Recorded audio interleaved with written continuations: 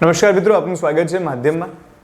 કેટલુંક એનાલિસિસ કરવું છે, આંકડાઓની મહાજાળ બૂમાબૂમ રાડા બધામાંથી દૂર આવી જાઓ અને તમારે જો ખરેખરમાં હકીકતમાં ગ્રાઉન્ડ લેવલનું એનાલિસિસ જાણવો તો આ વિડીયો આખો જોઈ લેજો. એનાલિસિસ કરવું છે ભાજપની હાર થઈ એના 5 કારણોનું. તો પહેલું કારણ એ છે ભાજપનું ઈગો અને ઓવર કોન્ફિડન્સ. ઈગો અને ઓવર કોન્ફિડન્સ કેમ? કારણ કે કેટલાય કાર્યકર્તાઓ, કેટલાય નેતાઓ એવા જ કોન્ફિડન્સમાં હતા કે નરેન્દ્ર મોદીના નામે અમે જો ધામલાને પણ ઊભો રાખીશું તો એ જીતી જશે. પરંતુ હકીકત એવી નથી હોતી. પ્રજા બધું જાણે છે, પ્રજાને બધી ખબર હોય છે. 26માંથી 26 ગુજરાતમાં 5 લાખની લીડથી બધી બેઠકો જીતવાની વાત હતી, એમાં 26ની 25 થઈ ગઈ. એક બેઠક ગુમાવવી પડી. 3 બેઠકો એવી છે જેમાં 1 લાખ કરતાં ઓછી લીડ છે. પાટણ બેઠક માંડ ભાજપ જીત્યું છે. આવી તો ઘણી બધી બેઠકો છે. સો એક તો ઓવર કોન્ફિડન્સ ભાજપને નડી ગયો. બીજું એન્ટી ઇન્કમ્બન્સી. બહુ નોર્મલ વસ્તુ છે. જ્યારે કન્ટિન્યુઅસ કોઈ સરકારની સત્તા રહે તો એના વિરુદ્ધમાં એક લહેર, એના વિરુદ્ધમાં એક માહોલ ઊભો થાય. માહોલ ઊભો થયો અને પરિણામે ભાજપે સત્તા ગુમાવવી પડી. આ કોમન વસ્તુ છે જે કોઈ પણ આને ખાળી શકે નહીં. ભાજપની જગ્યાએ જો કોંગ્રેસની પણ કન્ટિન્યુઅસલી 10 વર્ષ સરકાર રહી હોય તો એન્ટી ઇન્કમ્બન્સી એમની સામે પણ ઊભી થાય જ છે. Not selecting a proper candidate, એનું સૌથી મોટું ઉદાહરણ હતું બનાસકાંઠા. બનાસકાંઠામાં રેખાબેન ચૌધરીને ટિકિટ આપી. રેખાબેન ચૌધરીને ટિકિટ આપી એની પહેલાં રેખાબેનને કેટલા લોકો ઓળખતા હતા? કોઈ નહોતા ઓળખતા. રેખાબેનને કોઈ ઓળખતું જ નહોતું. એની સામે ગેનીબેન બહુ પોપ્યુલર ચહેરો હતા. કદાચ જો રેખાબેનની સામે હજુ અલ્પેશ ઠાકોરને ટિકિટ આપી હોત અથવા તો બીજા કોઈ એવા નેતાને ટિકિટ આપી હોત જે બહુ પોપ્યુલર હોત તો કદાચ ગેનીબેન ન જીતત.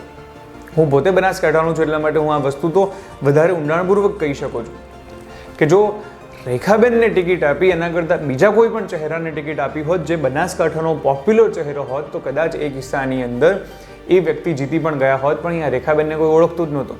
અને બનાસકાંઠા કંઈ નાનું નથી. દિયોદરમાં જો દિયોદરમાં રેખાબેનને કોણ ઓળખે છે? કોઈ નહોતું ઓળખતું. ત્યારે ગેનીબેન ઠાકોર તો ઓલરેડી ધારાસભ્ય હતા, શંકર ચૌધરીને હરાવી ચૂક્યા હતા, મીડિયામાં રહેતા હતા, ચર્ચામાં રહેતા હતા, એટલે બધા ઓળખતા હતા. આવું ઘણી જગ્યાએ થયું છે. જેમ કે જ્યાં આગળ રવિન્દ્રસિંહ ભાટી લડ્યા હતા, જે એ સીટ છે બાલોતરા, એ જે આખા વિસ્તારની સીટ, તો એની અંદર પણ શું થયું? જે એમના ઉમેદવાર તો 3જા નંબરે રહ્યા, 2જા નંબરે રવિન્દ્રસિંહ ભાટી રહ્યા.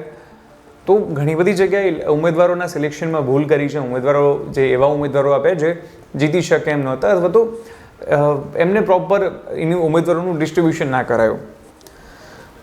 એના સિવાય ઓવર પ્રમોટિંગ નરેન્દ્ર મોદી.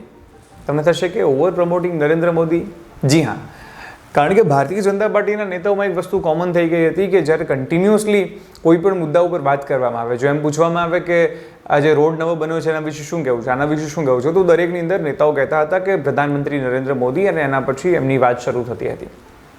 અતિ સર્વત્ર વર્જિત ક્યારેક આ વસ્તુ થતી હોય છે. પરિણામે એક આ પણ વસ્તુ થઈ છે.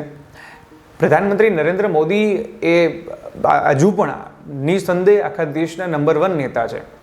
કન્ટિન્યુઅસલી નરેન્દ્ર મોદી એક એવા લીડર બનીને ઉભરી આવ્યા છે જેમનો હજુ પણ કોઈ મુકાબલો કરી શકે એમ નથી. હજુ પણ આજનું પરિણામ આવ્યા પછી પણ નરેન્દ્ર મોદીની સામે કોઈ પણ ટકી શકે એમ નથી. પણ પછી દરેક વસ્તુની એક લિમિટ હોય, કારણ કે હવે પુશ કરવાથી એ વધારે પડતું થતું હતું. કારણ કે 2014માં જેવી રીતે લોકો પ્રધાનમંત્રીની સ્પીચો સાંભળતા હતા, મને યાદ છે જે પ્રમાણે એમની રેલીઓનો ક્રેઝ હતો એવો ક્રેઝ હવે નહોતો રહ્યો. એનું કારણ છે હવે બધા લોકો પ્રધાનમંત્રીને ઓળખે છે. એમને ખબર છે કે પ્રધાનમંત્રી આ છે ને શું કરી શકે છે, એમની શું કેપેબિલિટીઝ છે, બધાએ કેપેબિલિટીઝ જોઈ છે.